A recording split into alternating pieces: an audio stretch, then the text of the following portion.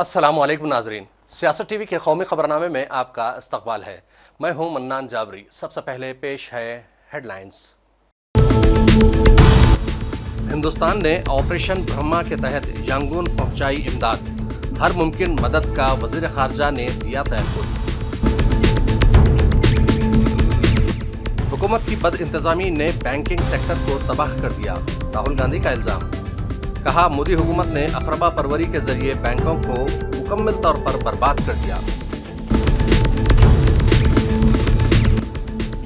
हुकूमत की नीयत ठीक नहीं है, वो वक्फ बिल के जरिए मुसलमानों की वक्फ इमलाक हड़पना चाहती है, असदुद्दीन ओवैसी का रिमार्क। खौफनाक तसादुम में 16 नक्सलाइट्स हलाक। 31 मार्च 2026 तक मुल्क से नक्सलिज्म का खात्मा कर दिया जाएगा, अमित शाह का दावा। और ईद का मौका है, मैं किसी भी किस्म के तनाज़े में पड़ना नहीं चाहता। फिल्म सिकंदर की रिलीज के मौके पर सलमान खान का रिमार्क। हेडलाइंस के बाद बढ़ते हैं खबरों की तफसील की जानिब। पड़ोसी मुल्क म्यांमार में आए जबरदस्त जलजले की वजह से तकरीबन 1000 अफराद की मौत अब तक हो चुकी है। पड़ोसी ममालिक की मदद में हमेशा पेश रहने वाला मुल्क हिंदुस्तान ऐसे में कैसे पीछे रह सकता था। हिंदुस्तान ने फौरी तौर पर 15 टन पर मुश्तमिल राहती अशिया यंगून पहुंचा दिया है। वज़ीर ख़ारजा एस जयशंकर ने इस इमदाद के हवाले से कहा कि ऑपरेशन ब्रह्मा शुरू हो गया है। हिंदुस्तान से इंसानी इमदाद की पहली खेप म्यांमार के यंगून हवाई अड्डे पर पहुंच चुकी है। मरकजी वज़ीर ख़ारजा का कहना है कि IFMCC 130 के ज़रिए कंबल, तिरपाल, हिफ़्ज़ान सेहत kits, sleeping bags, solar lamp, खाने के पैकेट्स और रसोई सेट भेजा गया है। साथ ही तिब्बी सहूलियात भी भेजी गई हैं।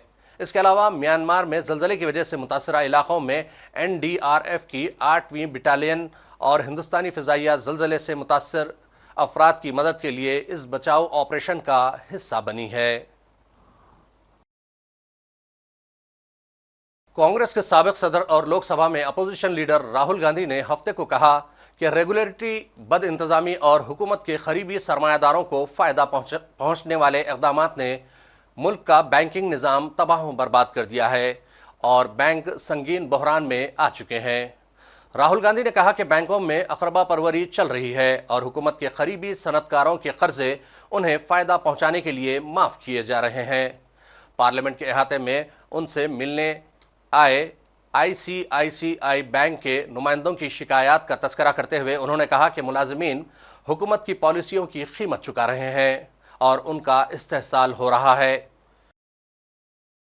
सदर मजलिस असदुद्दीन ओवैसी ने वक्फ बिल पर कड़ी तनकीद की और कहा कि हुकूमत वक्फ बिल के जरिए मुसलमानों की वक्फ जायदादों को छीन लेना चाहती है, इसीलिए वक्फ बिल ला रही है। उन्होंने मजीद कहा कि जब मुसलमान नहीं चाहते कि वक्फ तरमीमी बिल लाया जाए तो फिर हुकूमत क्यों जिद कर रही है कि वक्फ में तरमीम होनी चाहिए। इससे साफ जाहिर होता है कि हुकूमत की नीयत ठीक नहीं है। सरकार ये लुटेरों का काम कर रही है, ये छीनना चाह रहे वक्फ की प्रॉपर्टीज को। सर्वे कमिश्नर है, सर्वे कमिश्नर क्यों उठा रहे आप लोग? सीनियर मोस्ट ऑफिसर है। तो ये पूरा का पूरा एक लूटने के लिए, इसको वक्फ अमेंडमेंट नहीं बोलना चाहिए, लुटेरा अमेंडमेंट कानून बोलना चाहिए, लूटने का। सर, आपने जिक्र किया बिहार के पॉलिटिकल पार्टी का जो NDA में पार्टनर है, तो क्या आगामी चुनाव में आप इस इशू को, वक्फ के इशू को देखिए, ये चुनाव का इशू नहीं है, ये भारत के संविधान की सॉवरेनिटी का, सेपरेशन ऑफ पावर्स का इशू है, फंडामेंटल राइट्स का इशू है। आपके पास लोकसभा मेजॉरिटी नहीं है और मोदी बैसाखियों पर सरकार चला रहे हैं, नीतीश कुमार के, चिराग पासवान के, चंद्रबाबू नायडू के और जयंत चौधरी के। ये लोग कैसे अपना मुंह लेकर जाएंगे बिहार में, आंध्र प्रदेश में और उत्तर प्रदेश में? आप एक गलत अनकॉन्स्टिट्यूशनल कानून बनाने जा रहे हैं जो मस्जिदों को छीन लेगा, दरगाहों को छीन लेगा, खानखाहों को छीन लेगा। इवैक्यू वक्फ प्रॉपर्टीज का सेक्शन उड़ा दिया आप। पंजाब, हरियाणा, कई जगह पर उससे रेवेन्यू आता है, तो कहां जाएंगे इवैक्यू वक्फ प्रॉपर्टी? बताइए आप। ये कोई एक प्रोविजन तो बताइए। आप कोई प्रोविजन बता रहे हैं नहीं हम वक्त पर, अच्छा ये पूरा झूठ बोलते हैं, नहीं जहां पर किसी को डिक्लेयर कर देते।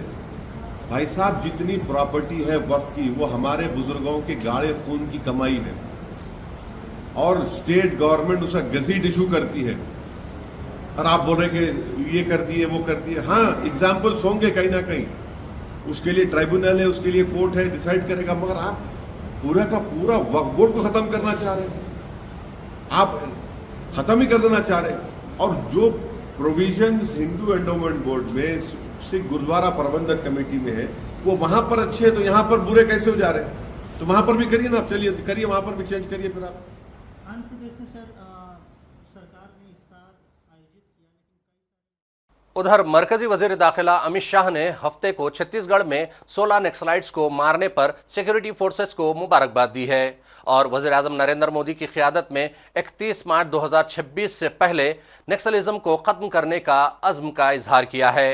अमित शाह ने एक्स पर अपनी पोस्ट में कहा कि हमारी सिक्योरिटी एजेंसियों ने सुकमा में एक ऑपरेशन में 16 नक्सलाइट्स को हलाक कर दिया और ख़ुदकार हथियारों का एक बड़ा ज़ख़ीरा बरामद किया है। वज़ीर आज़म नरेंद्र मोदी की क़ियादत में हम 31 मार्च 2026 से पहले नक्सलिज्म को ख़त्म करने के लिए पुरअज़्म हैं। उन्होंने हथियार रखने वालों से अपील की है कि तब्दीली हथियारों और तशद्दुद से नहीं आ सकती, अमन और तरक्की ही तब्दीली ला सकती है। वाज़ेह है कि छत्तीसगढ़ के सुकमा जिले में आज नक्सलाइट्स के साथ हुई झड़प में 16 नक्सलाइट्स हलाक हुए, जबकि 2 जवान भी जख्मी बताए जाते हैं। कहा जाता है कि यहां सीआरपीएफ और डीआरजी ने मुश्तरका तौर पर नक्सलाइट्स के खिलाफ तलाशी मुहिम चलाई थी, जिसके दौरान फायरिंग का तबादला हुआ।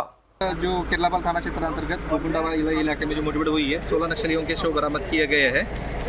इसमें AK-47 SLR इंसा जैसे काफ़ी भारी मात्रा में हथियार बरामद किए गए हैं। 2 जवान इसमें घायल हुए हैं, उनको इवैक्यूएशन किया जा रहा है। सर हथियार कौन कौन सा बरामद? AK-47 SLR इंसा जैसे ऑटोमेटिक हथियार इस मुठभेड़ में बरामद हुए हैं। जी सर, ये अब तक का सुकमा जिले का सबसे बड़ा मुठभेड़ माना जा सकता है? हाँ, इसको माना जा सकता है। और जो पहाड़ी वाला जो इलाका है गोकुंडा वाले इलाके में दरबा डिवीजन के जो नक्सली है उनकी उपस्थिति यहाँ मौजूद होती है और ये उन पे कड़ा पहाड़ है। कोई बड़े नक्सली, बड़े काडर के नक्सली मारे जाने की उनकी पहचान करना बचा हुआ है। आज दिनांक 29 मार्च को जिला सुकमा एवं दंतेवाड़ा के सीमावर्ती इलाका में प्रतिबंधित एवं गैरकानूनी सीपी माओवादी कैडर की उपस्थिति की आसूचना के आधार पर डीआरजी सुकमा एवं सीआरपीएफ का संयुक्त बल सर्च अभियान के लिए रवाना किए गए थे। अभियान के दौरान आज प्रातः 8 बजे से लेकर अनेक बार माओवादी एवं सुरक्षा बल के बीच में मुठभेड़ हुई। मुठभेड़ के उपरांत इलाका का सर्चिंग में कुल 16 माओवादियों का डेड बॉडी अब तक रिकवर किए गए थे। घटनास्थल से काफ़ी बड़ी संख्या में AK-47 SLR इंसास एवं अन्य हथियार भी बरामद किए गए थे। आसपास इलाका में अभी सर्चिंग जारी है। इस मुठभेड़ के दौरान हमारा 2 जवान घायल भी हो गए, उनकी स्थिति अभी सामान्य एवं खतरा से बाहर है। उनके इवैक्यूएशन के लिए आवश्यक व्यवस्था की जा रही है। आसपास इलाका में रीइंफोर्समेंट टीम द्वारा भी सर्चिंग की जा रही है। इस मुठभेड़ में अन्य और भी माओवादी कैडर घायल होना या मारा जाने की संभावना है, उसको देखते हुए आसपास इलाके में अभी भी लगातार सर्चिंग जारी है। सर बड़े कैडर कोई जगदीश का स्थिति का कुछ आमतौर पर इस इलाका में CPM माओवादी संगठन के दरबार डिविजनल कमेटी का, सीनियर माओवादी कैडर का स्टेट लेवल कमेटी और डिविजनल लेवल कमेटी का और PLGA फॉर्मेशन का कैडर्स की उपस्थिति का सूचना मिलते हैं। उसी आधार पर ये पार्टी अभियान के लिए रवाना की गए थे। अभी मारे गए माओवादियों को शिनाख्ती कार्रवाई की जा रही है। शिनाख्ती जैसे कंप्लीट हो जाएगा हमको और विस्तार से कौन कौन माओवादी इसमें मारा गया।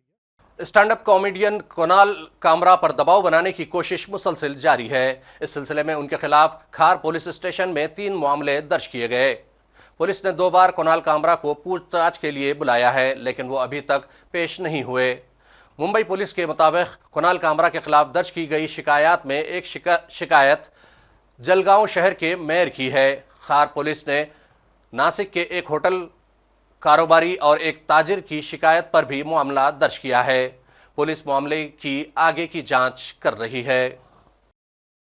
अडानी ग्रुप हिंदुस्तान में मर्दों के पेशेवराना गोल्फ की बाज़ाब्ता मंजूरी देने वाली body professional golf tour of India के साथ शिराकत में अडानी इन्विटेशनल गोल्फ चैंपियनशिप 2025 का आगाज़ करने जा रहा है। उसके साथ ही हिंदुस्तानी पेशेवर गोल्फ में दाखिल होने के लिए अडानी ग्रुप तैयार है। अडानी ग्रुप के इस इक़दाम का मकसद गोल्फ की रसाई को फ़रोग़ देना और उसे वसी करना है और एक मरकज़ी धारे के खेल के तौर पर उसकी हैसियत को बुलंद करना है। हिंदुस्तान से आलमी चैंपियंस की अगली नस्ल को भी फ़रोग़ देना इसका एक अहम मकसद है। ये शराकत अहमदाबाद में Belvedere golf and country club के इश्तराक से ये गोल्फ ट्रेनिंग एकेडमी के क़याम तक फैली हुई है। नया कॉर्पोरेट आए और बड़ी प्रमोशन हो गेम की, और जैसे जैसे प्रमोशन होगी बड़े प्लेयर निकलेंगे।